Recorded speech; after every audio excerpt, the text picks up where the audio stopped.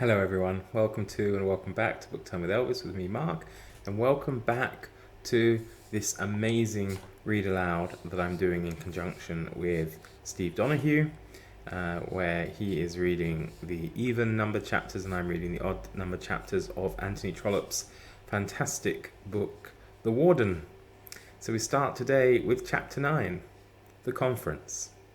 On the following morning the Archdeacon was with his father betimes, and a note was sent down to the warden begging his attendance at the palace.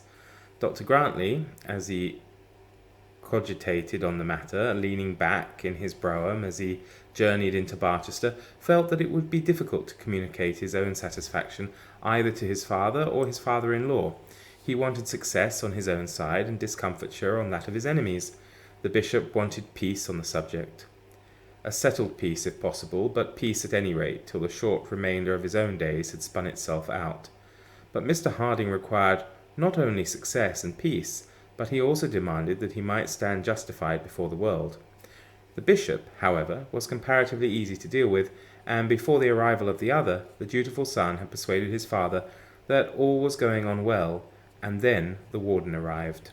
It was Mr. Harding's wont, whenever he spent a morning at the palace, to seat himself immediately at the bishop's elbow, the bishop occupying a large armchair fitted with candlesticks, a reading table, a drawer, and other paraphernalia, the position of which chair was never moved, summer or winter, and when, as was very usual, the Archdeacon was there also, he confronted the two elders, who thus were enabled to fight the battle against him together, and together submit to defeat, for such was their constant fate.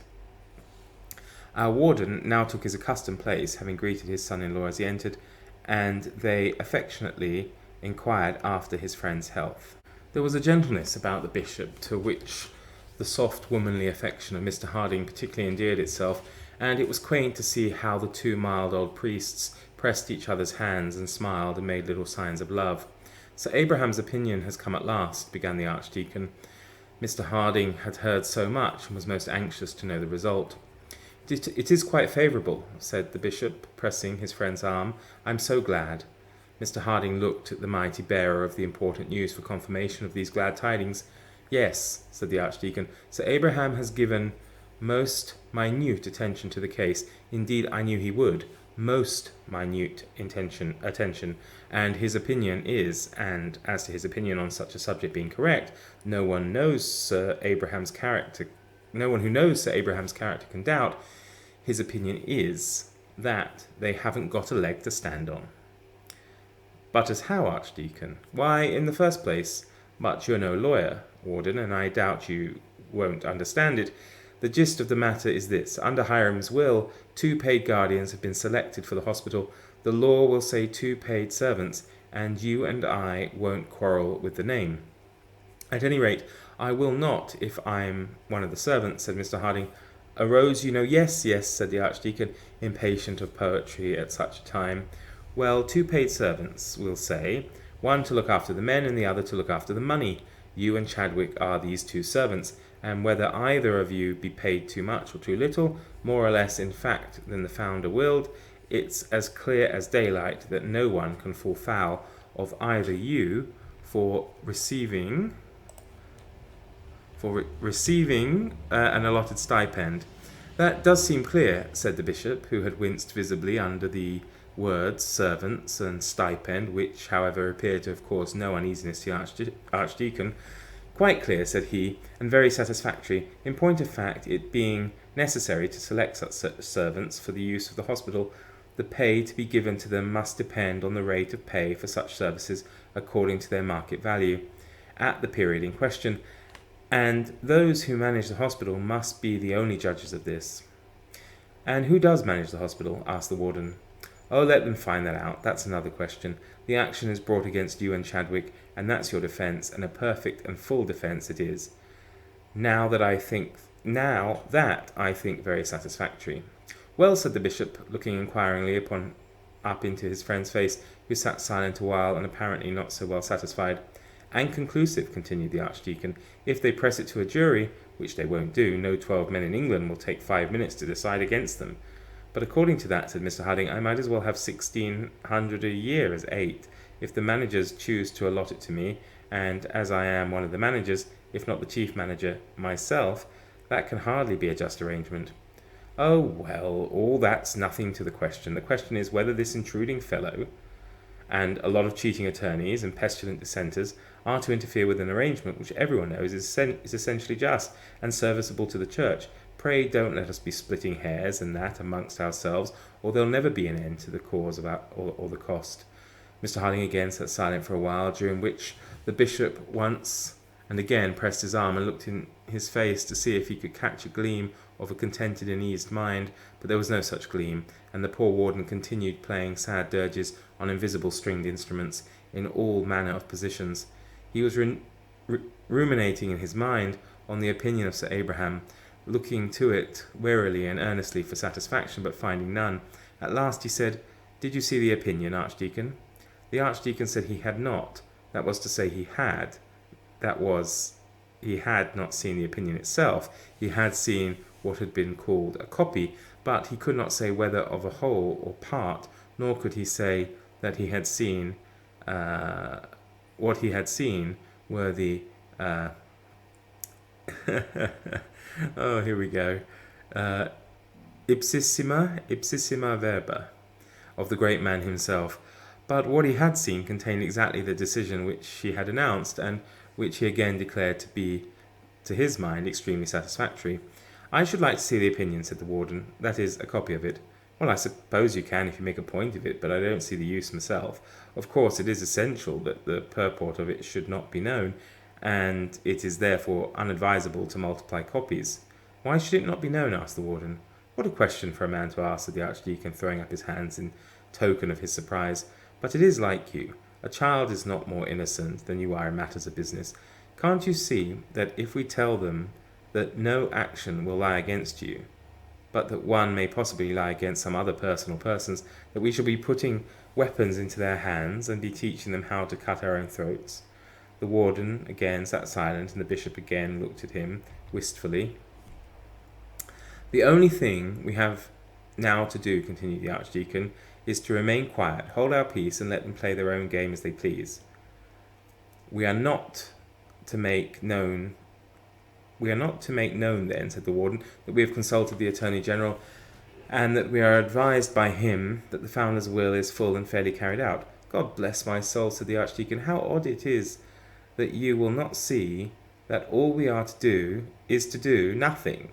Why should we say anything about the Founder's will? We are in possession, and we know that they are not in a position to put us out. Surely that is enough for the present." Mr. Harding rose from his seat and paced thoughtfully up and down the library, the bishop the while watching him painfully at every turn, and the Archdeacon continuing to pour forth his convictions that the affair was in a state to satisfy any prudent mind. "And the Jupiter?" said the warden, stopping suddenly. "Oh, the Jupiter," answered the other. "The Jupiter can break no bones. You must bear with that. There is much, of course, which it is our bounden duty to bear. It cannot be all roses for us here," and the Archdeacon looked exceedingly moral. "Besides, the matter is too trivial, of too little general interest to be mentioned again in the Jupiter, unless we stir up the subject," and the Archdeacon again looked exceedingly knowing and worldly wise. The warden continued his walk. The hard and stinging words of that newspaper article, each one of which had thrust a thorn, as it were, into his inmost soul, were fresh in his memory. He had read it more than once, word by word, and what was worse, he fancied it was well known to everyone as to himself. Was he to be looked on as the unjust griping priest he had been there described? Was he to be pointed at as the consumer of the bread of the poor, and to be allowed no means of refuting such charges, of clearing his begrimed name, of standing innocent in the world, as hitherto he had stood? Was he to bear all this, to receive, as usual, his now hated income, and be known as one of those greedy priests who by their rapacity have brought disgrace on their church? And why? Why should he bear all this? Why should he die? For he felt he could not live under such a weight of obloquy. I tell you, I do learn some new words reading these older works. Obloquy. As he paced up and down the room, he resolved in his misery and enthusiasm that he could, with pleasure, if he were allowed, to give up his place abandon his pleasant home, leave the hospital, and live poorly, happily, and with an unsullied name on the small remainder of his means. He was a man somewhat shy of speaking of himself even before those who knew him best, and whom he loved the most, but at last it burst forth from him, and with a somewhat jerking eloquence he declared that he would not, bear this misery any longer. If it can be proved, said he at last, that I have a just and honest right to this, as God well knows I always deemed I had, if this salary or stipend be really my due, I am not less anxious than another to retain it. I have the well-being of my child to look to. I am old to miss without some pain the comforts to which I have been used, and I am, as others are, anxious to prove to the world that I have been right and to uphold the place I have held, but I cannot do it at such a cost as this. I cannot bear this. Could you tell me to do so? And he appealed, almost in tears, to the bishop, who had left his chair and was now leaning on the warden's arm as he stood on the further side of the table, facing the archdeacon. Could you tell me to sit there at ease, indifferent and satisfied, while such things as these are said loudly of me in the world? The bishop could feel for him and sympathize with him, but he could not advise him. He could only say, no, you shall be asked to do nothing that is painful. You shall do just what your heart tells you to be right. You shall do whatever you think best yourself. Theophilus, don't advise him. Pray don't advise the warden to do anything which is painful. But the archdeacon, though he could not sympathize, could advise, and he saw that the time had come when it behoved him to do so in a somewhat peremptory manner. Why, my lord, he said, speaking to his father, and when he called his father my lord, the good old bishop shook in his shoes, for he knew that an evil time was coming. Why, my lord, there are two ways of giving advice. There is advice that may be good for the present day, and there is advice that may be good for days to come. Now I cannot bring myself to give the former, if it be incompatible with the other. No, I suppose not, said the bishop, reseating himself and shading his face with his hands. Mr. Harding sat down with his back to the further wall, playing to himself some air fitted for so calamitous an occasion, and the archdeacon set out his say standing with his back to the empty fireplace.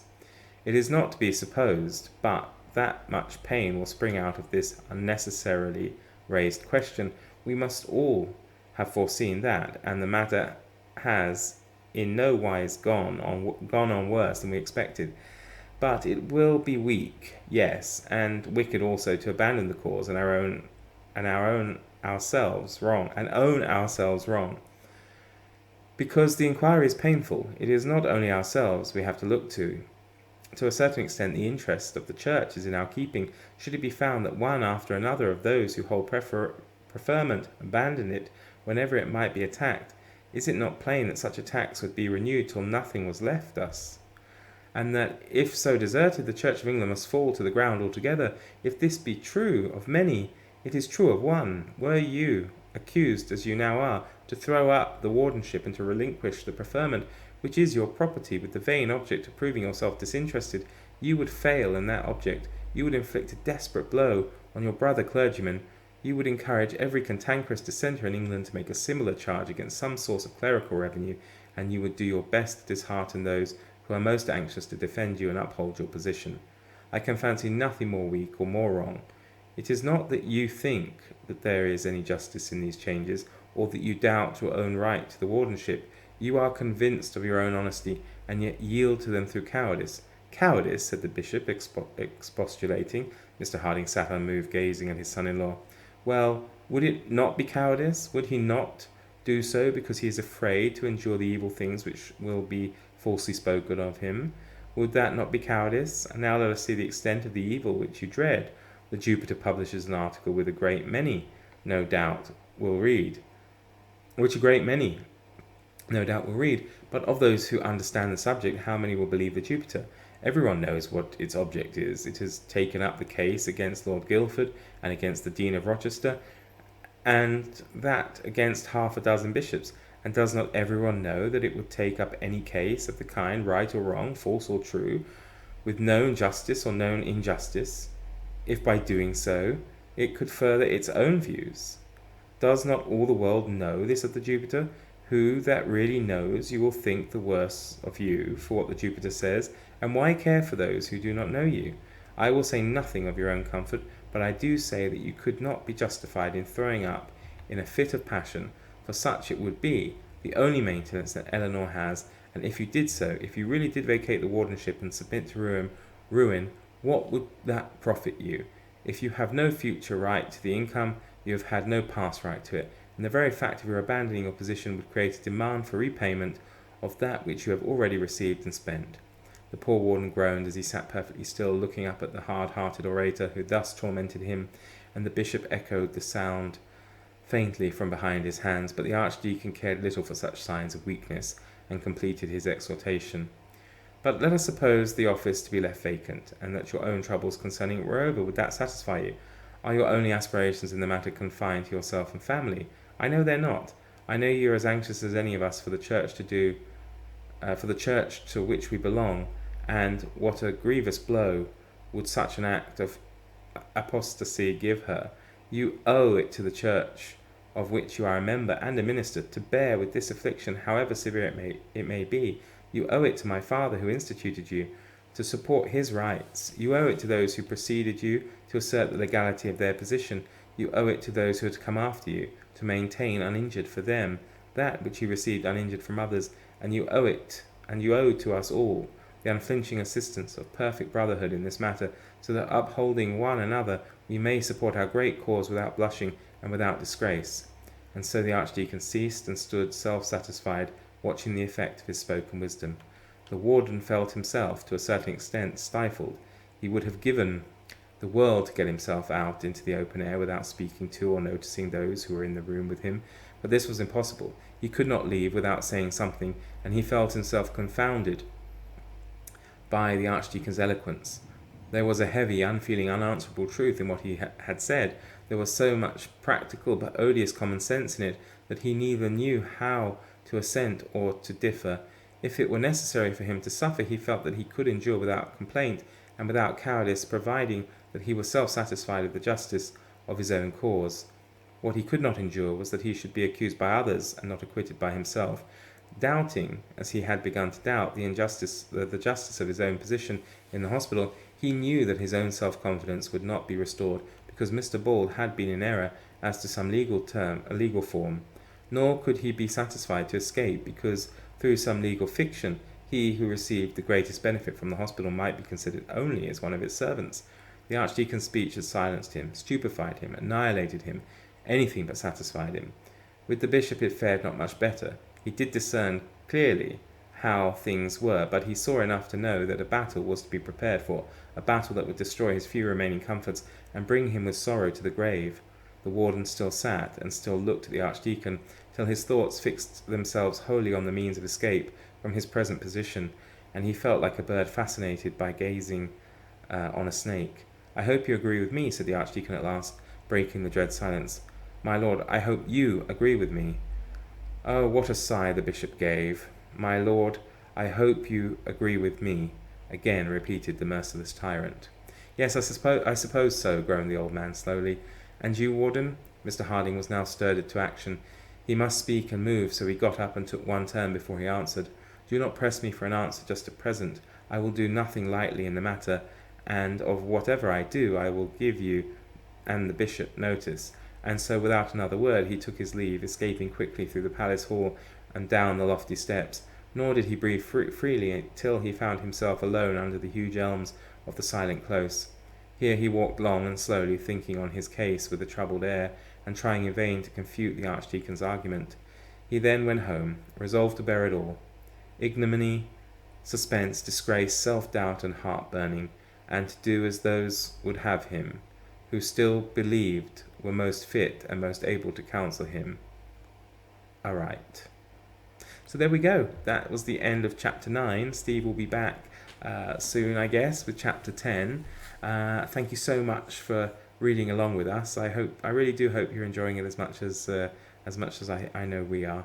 Do take care, everybody, and see you next time for chapter 11. Bye.